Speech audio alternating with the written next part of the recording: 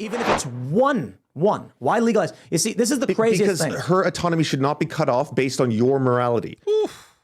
He is.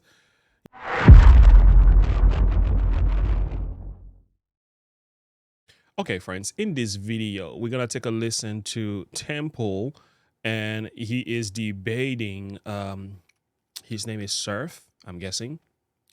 All right, so Temple is talking to Surf, and the discussion here is about abortion. Now, Temple does have a number of people on his team as well, on his podcast, discussing this matter. The reason I'm doing this video is to talk about the different school of thoughts that's happening here, the philosophical approach to the discussion, and to see what is good and what is lacking and what might be completely in and of itself diabolically wrong. So let's move on with that. Here is Temple, and he is essentially going to move into that discussion, and we're going to go along and react along with them. Let's keep listening here.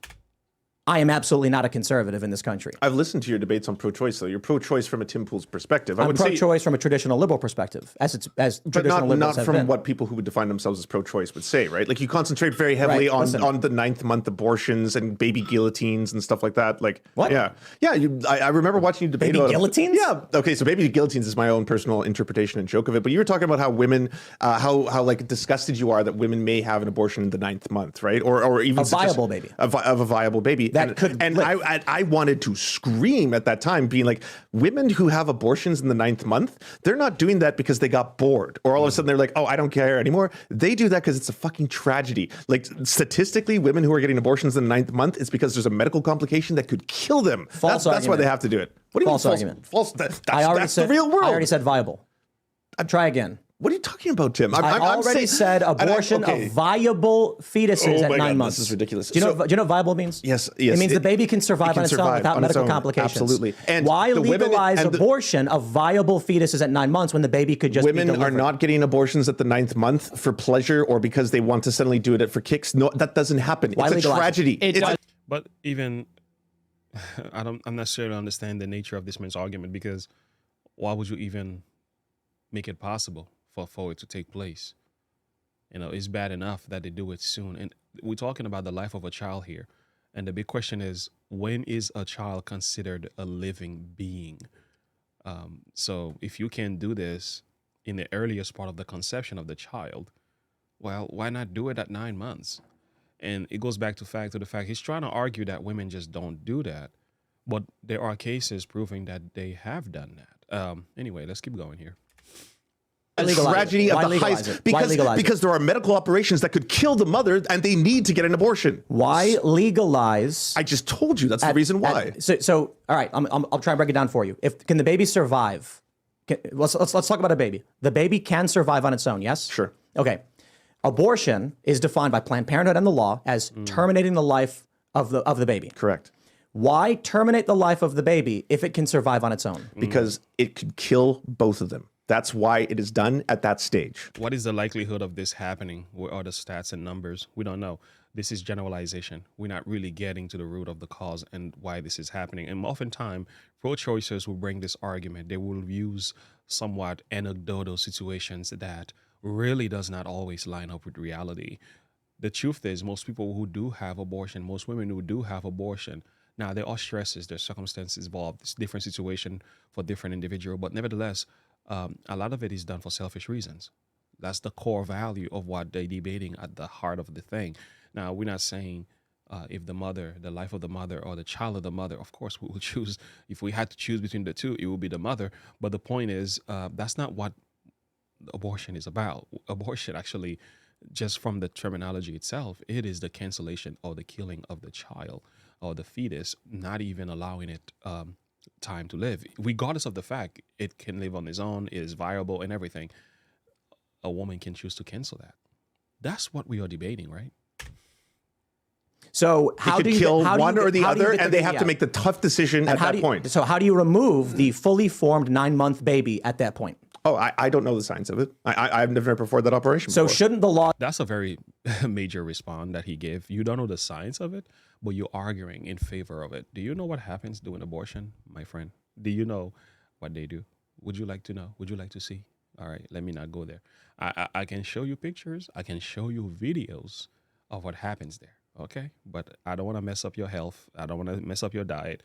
I do not want to mess up your day. All right, let's go back. Then B, if the baby must be removed and it is alive and capable of survival, all actions must be taken to preserve the life of the child and the mother? I would say they'd probably choose the mother first, right? Why?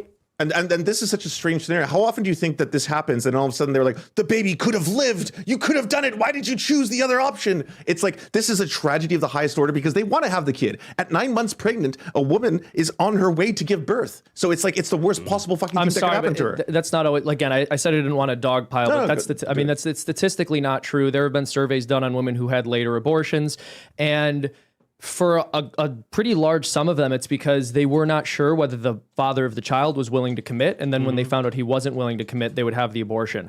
And so there are different stats you're going to find for different points in pregnancy. When it comes all the way along to 9 months, I don't have the statistical data on that. However, I do know for later term abortions, there are reasons other than what is traditionally considered to be a medically necessary reason. For example, some people will say that a negative mental health outcome is a reason to abort a child. That's the extreme side of this thing, because anything could be considered a reason for having an abortion. So the father not being present, some kind of mental health issues, just altogether being stressed out or just not sure about how I'm going to provide for the health and the care of the child. These all could be considered reasons for having an abortion at 9 months. That is ridiculous, right? But hey, it happens Later in pregnancy. So if the woman is depressed, they will list that as a reason for why the child had to be terminated to save the life of the mother, which is certainly not the case, very obviously. And to the point of what Tim is saying, when we say there's no such thing as a medically necessary abortion, the principle behind that is if there is an operation which is necessary to save the life of the mother, and then she miscarries the child as a result of that operation, which was necessary to save her life, that's not an abortion because nobody's intent was to go in there and end the life of the unborn child. very good. And so if a woman's having complications where she has to deliver early, you deliver the child early, of course. And if you're at a point in pregnancy where the child isn't viable, that's a horrible tragedy. You still do what you can to save the child, but you can't always save the child, and we understand that. But to go in and rip the child apart to end their life is never something which is medically required, even though an early delivery may be. That is huge. That is a good point he just made here. And that is the key. All right. Abortion is the intention of going in and mutilate, butchered, chopped up in pieces, a viable child because a mother chooses not to have one. That's what we're arguing here. And that is a huge difference in comparison to what Surf is trying to somewhat, what is his name? Surf or Lance? Anyway, this is a huge difference here in the argument, but let's keep going.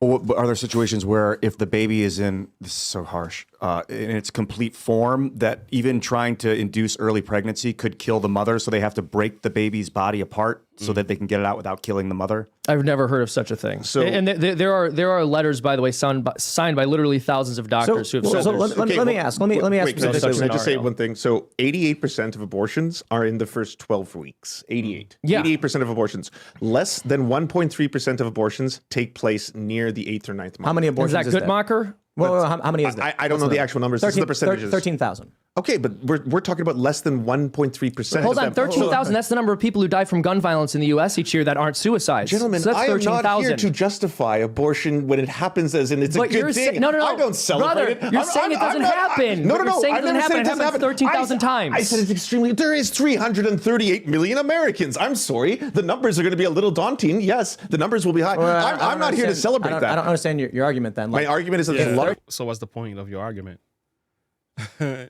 If you're not here to defend it, if you're not here to argue against it, what exactly are you here to do?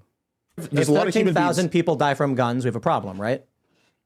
If 13,000 people die from guns, we have a problem. Yes, of course. If 13,000 late-term abortions happen, is that a problem? These are completely different things. Well, how so? Okay, so if someone dies by a gun, are they being shot? Were they killed? Did they kill themselves? Was it a suicide? Was it a gang violence thing? Who knows? That's a good question. Can I clarify? I don't want to argue. I just want to clarify. I need to answer this. Well, in the case of late, yes, but in the case of late-term abortions, More often than not, when statistics say, and when they are polled, they say the reason that they are giving it is because it's a medical complication that could result in the death of the mother or the child. That is not true. Like, why is he lying so much? All right. So let's. Can we make the argument then that the use of guns on people are allowed? The use of guns of people are to end their lives is allowed. So that's murder. You're describing murder. So it's a very interesting argument, and I do have some perspective I want to save till the end, because there's like two major school of thoughts arguing here, and I'm going to come back to break down what that is. I agree with Tim Pool so much more than I do with the other guy. However, both men are in the wrong, and I'm going to explain to you why they both are in the wrong. Let's keep going. So if Colorado, for instance, passes a law saying there is no medical requirement for an abortion, is it wrong to kill the baby? You're trying to compare murdering someone with a gun to a woman having to make a medical decision that could basically preserve her life. No. I said not a medical reason. That's what I'm saying. Should she have the ability to have an abortion for any reason? Yes. At 9 months. At 9 months, I would say at 9 months, because it only happens according to the stats based on complete medical necessity. She has a right to do it. No. She should have a right. Hold on. He is like, wow, that is, the mental gymnastic is crazy here. Colorado legalized abortion up to 9 months with no medical reason required. Do you agree with that? I agree with that decision, yes. So the baby could survive on its own, and the mother is legally now allowed to just end its life. She has the right if she wanted to. You're saying so in Colorado, and it's not a trick question. You're allowed I know, that. but I'm asking you because you're the one who brought this up. I don't know what Colorado's specific law says. So if you were saying that in Colorado, women have the ability at 9 months to have an abortion for any reason, they could just decide that elective, yeah. Okay, I think they should have the right to do that, but the stats show that they're not doing that. Oh my goodness, what is wrong with him? Like, he doesn't understand somewhat of a hypothetical question, but anyway, let's keep going. But they should have a legal right to do that. Yes, it's their body, it's their choice, of course. So this is wow, that is like James calls that in the book of James. This is known as the double-minded man, the man who doesn't he doesn't have a stand either for that which is good or that which is evil. He tends to go from both side of the spectrum. So he is trying to please two different crowds here. That is not a good position to be as an individual. He is not standing for abortion, but he's not standing against it either. And he sounds like he's trying to play neutral. But the problem here is that he doesn't even know what he believes. They're not doing that, but they should have a legal right to do that. Yes, it's their body, it's their choice, of course. So this is what I disagree on. I think if the baby needs to be removed from the woman, there's no reason to kill it. You know what I mean? Like, you could just C-section and then put it for adoption. But I'm telling you, that doesn't happen. But it does. But even he doesn't realize how much he doesn't know. This is somewhat embarrassing, though. I mean, he went to Temple arguing about for women's right, taking a pro-choice position, but he doesn't even know what's happening in doing abortion. He has no idea. But again, he's trying to argue. I guess he's good for content. He's good for content, right? C-section and then put up for adoption. But I'm telling you, that doesn't happen. Yes, but it does. But it does. But hold on. Like, you might be able to bring up anecdotes, but the stats don't say that. But hold on. Like, why allow it to happen? Exactly. I just don't understand. Why allow it to happen? And that's the thing with humanity, is that once you make something lawful, right, the trajectory and the tendency of it going too far, it always goes there. That's the extreme side of stuff, right? For example, take into consideration, like, when we push a law, we put law in place for same-sex, right, couples to get married, right? But on the heel of that, look everything else that came out, right? Not only same-sex, and that was different for the people that were gay. They had no intent of doing anything that was bad or evil. I'm sure many of them decent individuals. However, there was an extreme side to the thing. The extreme side where those who are saying, I don't just want to be married. There is misogyny. There is this thing of people marrying themselves now. And polygamy has now been another issue. And also on the heel of that is the divorce rate has skyrocketed to a point it's never been before. And out of that, there's also other extremes, right? There's also the transgender movement and all this stuff that came out from the law, right? So you have to remember that humanity, we oftentimes tend to go to the extreme with everything, even if you might think this is needed right now. But once you get it, it's never really enough. You end up going deeper and deeper and farther and farther. And this is why we see today, and children are being exposed to all kind of LGBT sexual content, literatures and everything. And you look at like drag queen or trying to dance in front of children. Why? That's the extreme side of the thing. So once you allow it to happen, there is no stopping it. We're going to go from abortion to the point where a living child who bothers me, who troubles me, I have the right to get rid of the child as well by law. That is where this stuff could easily go. And don't think it ever happened. It happened in the past, child sacrifice and all these reasons for sacrificing the child were the very same arguments we are having right now. Are you arguing? But hold on. Like you might be able to bring up anecdotes, but the stats don't say that. But hold on. Like, why allow it to happen? I just don't understand. Are you arguing? Hold on. Are you arguing you oppose it?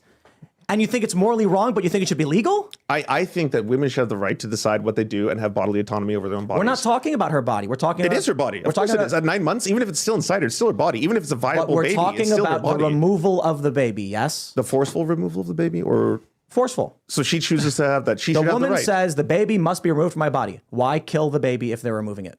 I don't think they should do that. I would. If they ask me, Lance, should I do this? I would say no. But she should have a right. Yes, of course. It's her body. This guy is. But I mean, double-minded man is unstable in all his ways. Goodness, is either he really believes this or he is really self-deceived. Poor guy. But the argument that Temple is making is a lot more logical than his. But the thing is, man, make up your mind, my friend. What is it that you want? Like, and this is the issue here. We have people who are standing for nothing.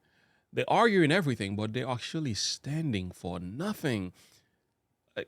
Like in the scripture, there is, in Revelation chapter 3, there is a church called Laodicea.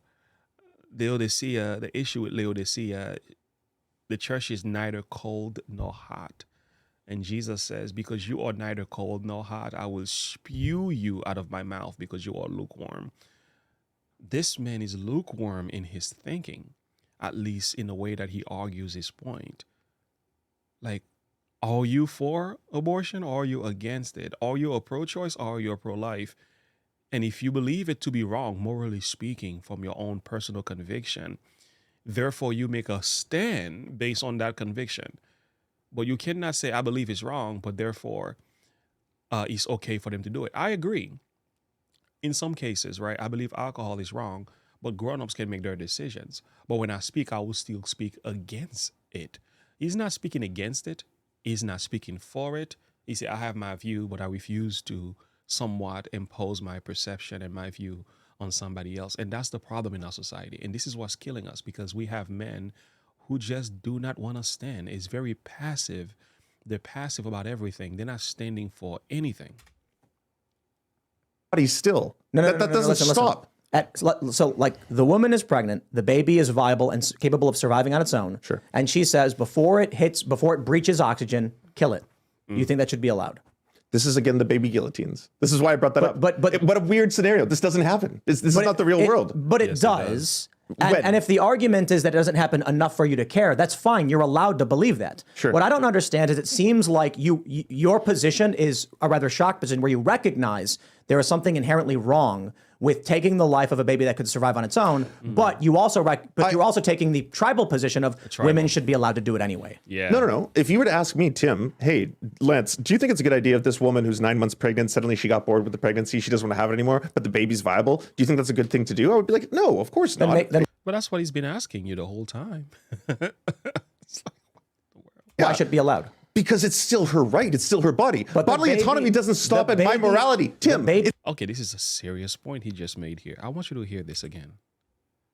That is huge. Because it's still her right. It's still her body. But bodily autonomy doesn't stop at my morality. Tim, it's not.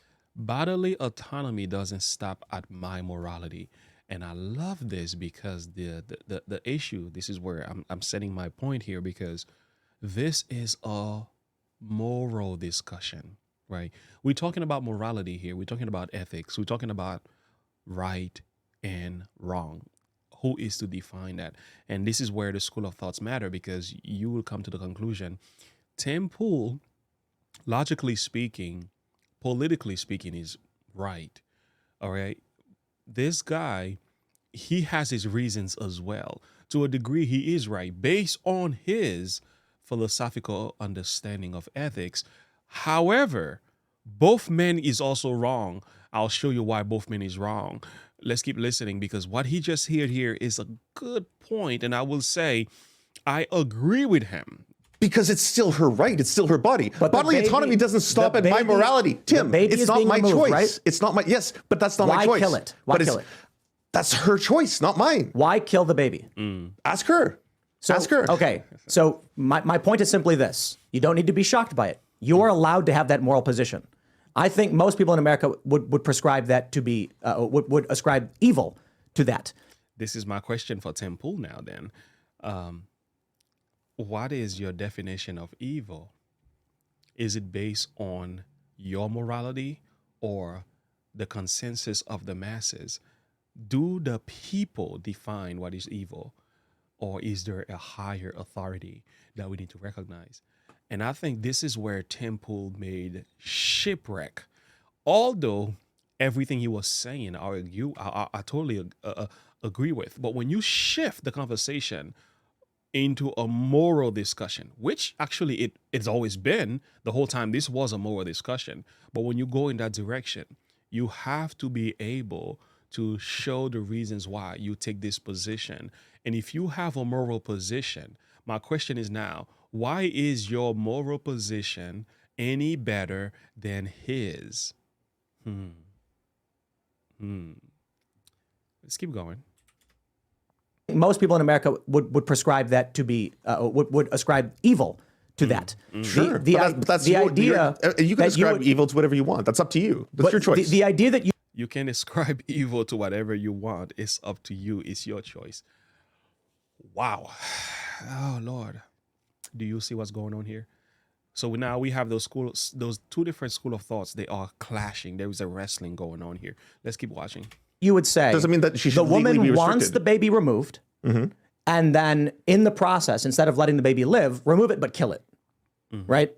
There's no reason to do that. You can give the baby up for adoption. Sure. You can drop the baby off on the doorstep of a post office. I agree with you. I'm not disputing that. So why legalize, even if it's one? Why legalize? You see, this is the craziest thing. Because her autonomy should not be cut off based on your morality.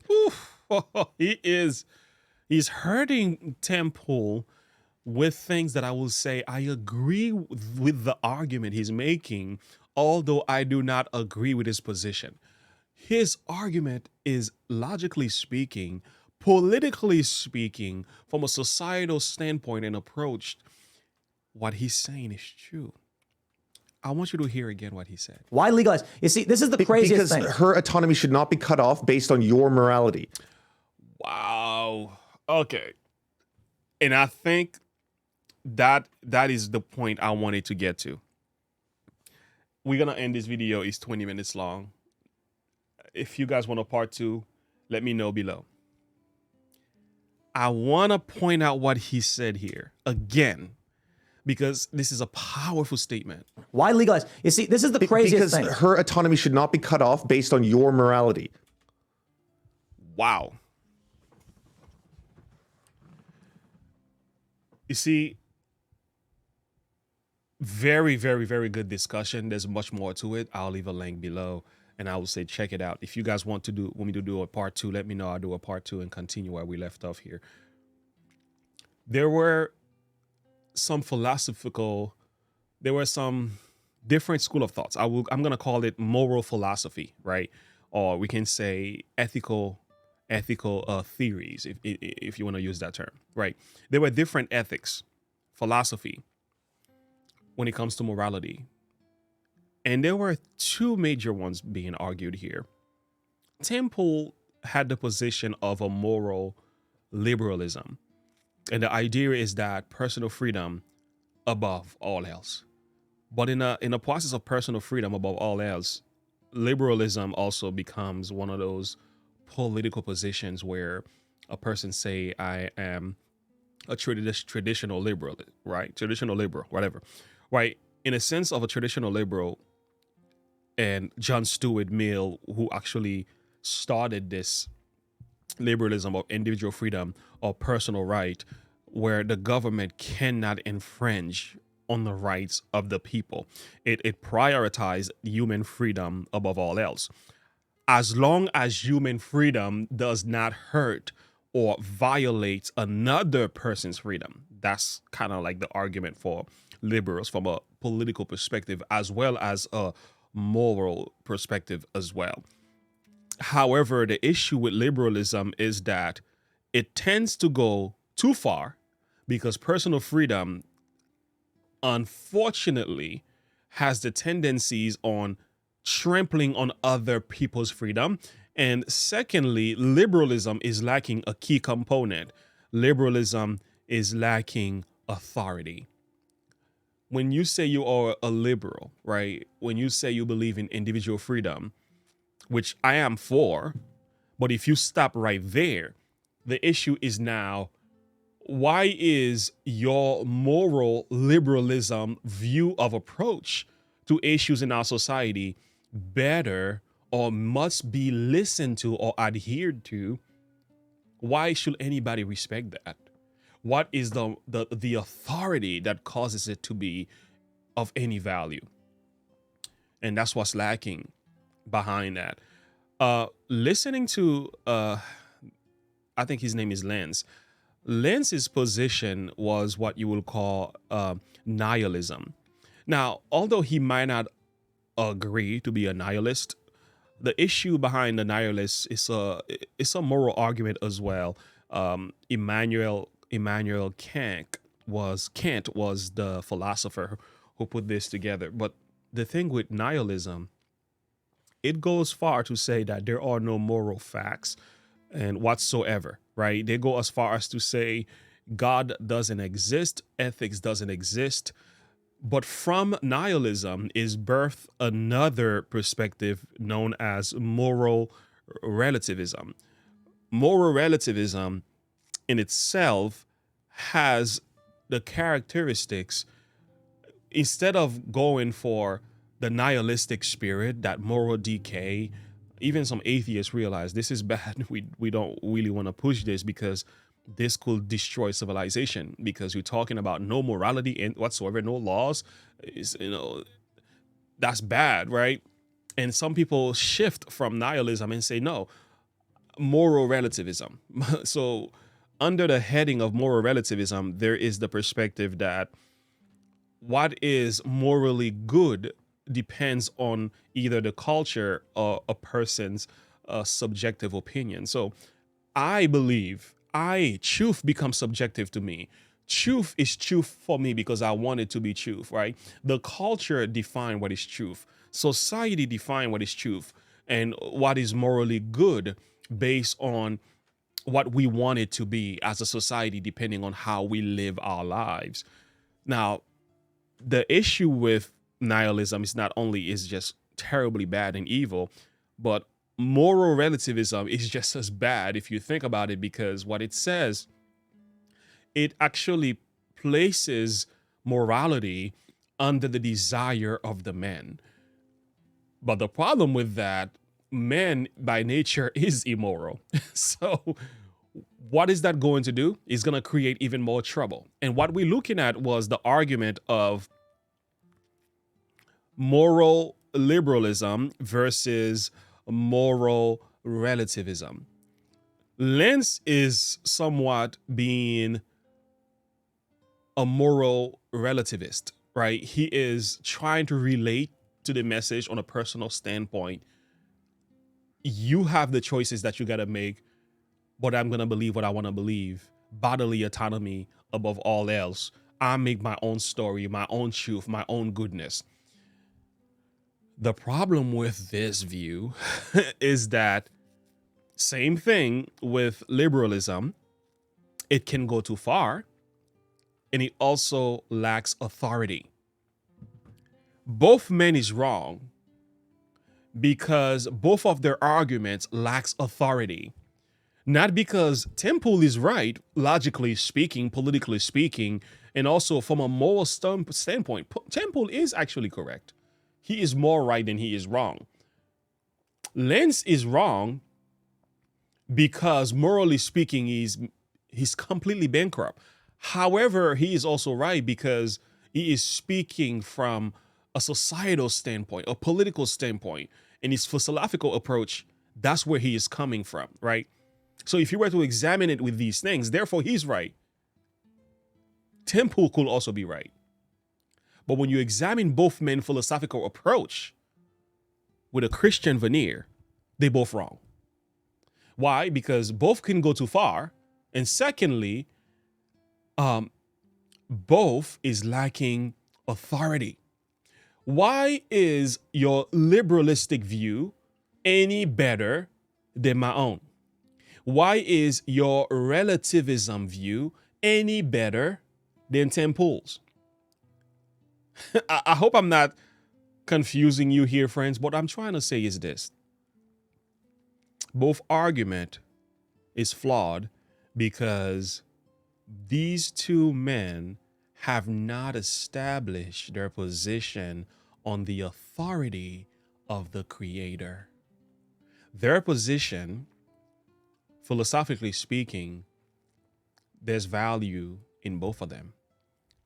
But morally speaking, they are bankrupt because you cannot have morality without the authority of God. If you say society are responsible for creating morality, why should anybody have to listen to morality passed down from another man? What makes you more moral than I am? Who gives you the authority? What makes you an arbiter of morality for society? And that's a good question. Why? Because you do not have the authority to say what is good and evil in and of yourself. Because you are a sinful man. No government can actually do that. Unless that government, that society, that civilization has built their foundation upon the authority of God's law. And this is where you get the moral absolutism here. And I will say I am a moral absolutist because a moral absolutist believe morality is not subjected to the man. Morality is objective, is bigger, is higher, and it is passed down from a much higher authority, and that authority is God. And if people arguing for abortion refuse to understand, you cannot argue for abortion without the authority of God's word, they're going to soon realize that this stuff will never work. People who are arguing against abortion will always have a foothold against pro-lifers who refuse to establish the authority by which they're arguing for the life of the child. Because this is where we are in our society. Secular humanism is the thinking of the race. And the issue is that we have a school of thoughts, or we have a worldview, secular humanism, or biblical ideology or perception. You're either going to think biblically or you're going to think secularly. And if you choose to think from a secular perspective and believe humanity, men make everything that which is good and evil, you're going to end up here with this abortion discussion, and you're going to be fighting back and forth. But if you believe God has the authority, God is the one who says what is good and evil. God is the one who speaks the truth. If you believe that, well, you're going to have to take a different position. And my position as a moral absolutist, I believe the 10 commandments ought to govern man's life. However, I do not believe you can keep the law to be saved. But I believe without the law in a society, we are in serious trouble. But It takes a relationship with Jesus. It takes conversion. I get that. But when society puts away the law of God, we are in serious trouble. Look at this. I am the Lord your God, which brought thee out of the land of Egypt, out of the house of bondage. Thou shalt have no other gods before me. This is the argument we're talking about here. Who has the authority to tell me what is right and wrong? God. Who has given me the law that construct the morality of my view, my world? God. Right? If you remove God from the equation, as both men has done, because Temple is not a Christian, and also Lens doesn't seem to appear like a Christian, these men are arguing a moral discussion without the authority of God's word is like they're spinning around in circle. I agree with Temple more than I agree with the other guy, but still, you can't go far. You cannot really achieve much when there is no faith in the authority of the word of God, who is the creator of all things, who is the author of morality, who passes it down to humanity. If you get rid of him, your moral compass is also broken. I'll stop right there. Like and subscribe to the page. Click the bell icon for more. Thank you for listening. Comment below, share your thought perspective with me. I'll see you in the next video. Have a good one. Bye.